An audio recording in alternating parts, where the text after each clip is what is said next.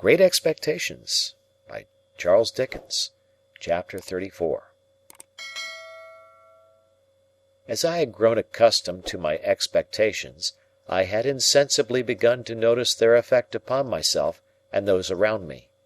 Their influence on my own character I disguised from my recognition as much as possible, but I knew very well that it was not all good.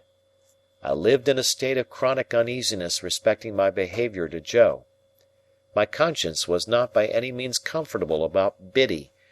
When I woke up in the night, like Camilla, I used to think, with a weariness on my spirits, that I should have been happier and better if I had never seen Miss Havisham's face, and had risen to manhood content to be partners with Joe in the honest old forge. Many a time of an evening, when I sat alone looking at the fire, I thought, after all, there was no fire like the forge fire and the kitchen fire at home. Yet Estella was so inseparable from all my restlessness and disquiet of mind, that I really fell into confusion as to the limits of my own part in its production. That is to say, supposing I had had no expectations, and yet had had Estella to think of, I could not make out to my satisfaction that I should have done much better. Now, concerning the influence of my position on others, I was in no such difficulty, and so I perceived, though dimly enough perhaps, that it was not beneficial to anybody, and above all that it was not beneficial to Herbert. My lavish habits led his easy nature into expenses that he could not afford, corrupted the simplicity of his life, and disturbed his peace with anxieties and regrets. I was not at all remorseful for having unwittingly set those other branches of the Pocket family to the poor arts they practised, because such littlenesses were their natural bent, and would have been evoked by anybody else, if I had left them slumbering. But Herbert's was a very different case, and it often caused me a twinge to think that I had done him evil service in crowding his sparsely furnished chambers with incongruous upholstery work, and placing the canary-breasted Avenger at his disposal. So now, as an infallible way of making little ease great ease, I began to contract a quantity of debt. I could hardly begin but Herbert must begin too, so he soon followed. At Startop's suggestion we put ourselves down for election into a club called the Finches of the Grove, the object of which institution I have never divined, if it were not that the members should dine expensively once a fortnight, to quarrel among themselves as much as possible after dinner, and to cause 6 waiters to get drunk on the stairs. I know that these gratifying social ends were so invariably accomplished that Herbert and I understood nothing else to be referred to in the first standing toast of the society, which ran, "Gentlemen, may the present promotion of good feeling ever reign predominant among the Finches of the Grove." The Finches spent their money foolishly. The hotel we dined at was in Covent Garden, and the first Finch I saw when I had the honour of joining the Grove was Bentley Drummle, at that time floundering about town in a cab of his own, and doing a great deal of damage to the posts at the street corners. Occasionally he shot himself out of his equipage head foremost over the apron, and I saw him on one occasion deliver himself at the door of the Grove in this unintentional way, like coals. But here I anticipate a little, for I was not a Finch, and could not be, according to the sacred laws of the society, until I came of age. In my confidence in my own resources, I would willingly have taken Herbert's expenses on myself, but Herbert was proud, and I could make no such proposal to him. So he got into difficulties in every direction, and continued to look about him. When we gradually fell into keeping late hours and late company, I noticed that he looked about him with a desponding eye at breakfast time, that he began to look about him more hopefully about midday, that he drooped when he came into dinner, that he seemed to descry capital in the distance, rather clearly after dinner, that he all but realized capital towards midnight, and that at about 2 o'clock in the morning he became so deeply despondent again as to talk of buying a rifle and going to America, with the general purpose of compelling buffaloes to make his fortune. I was usually at Hammersmith about half the week, and when I was at Hammersmith I haunted Richmond, whereof separately by and by.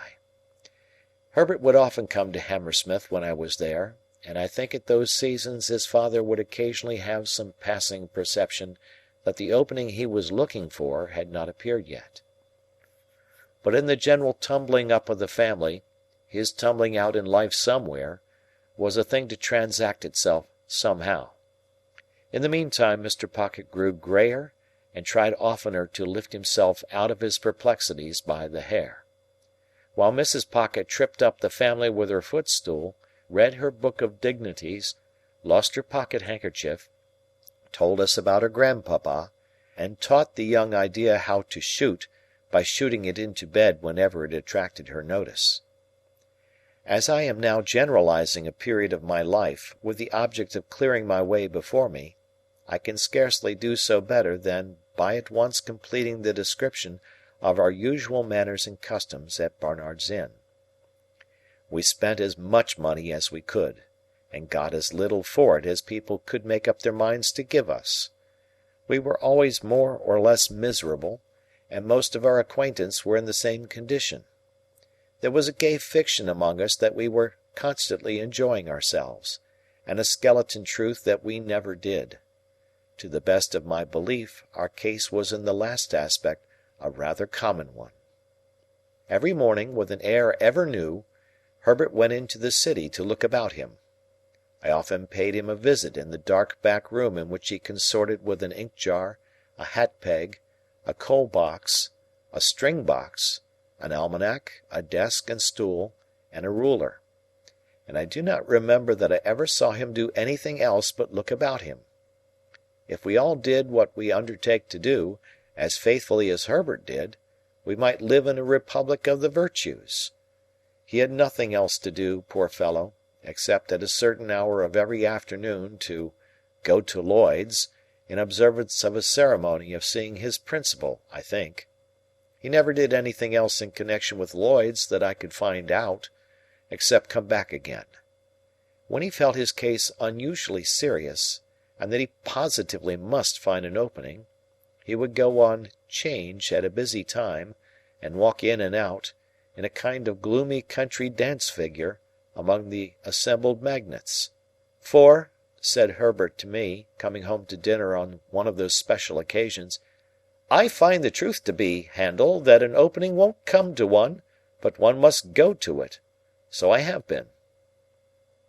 If we had been less attached to one another, I think we must have hated one another regularly every morning.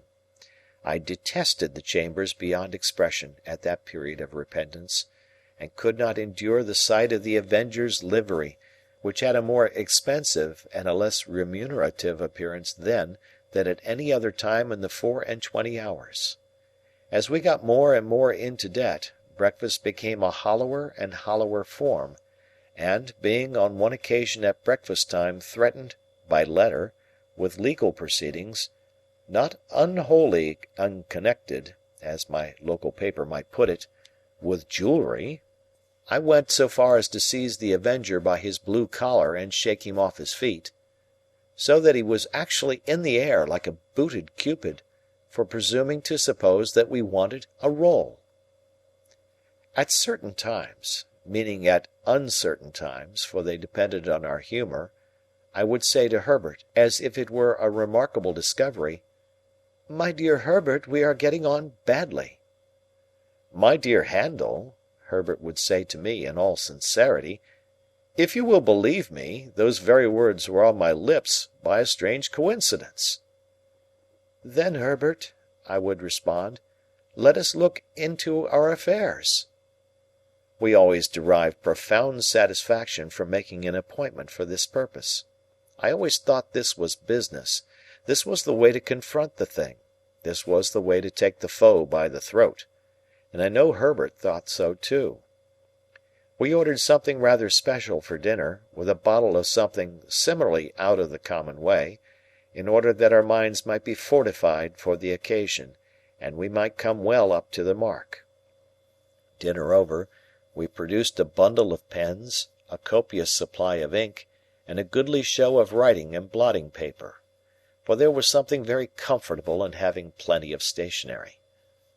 I would then take a sheet of paper, and write across the top of it, in a neat hand, the heading, "Memorandum of Pip's Debts," with Barnard's Inns and the date very carefully added.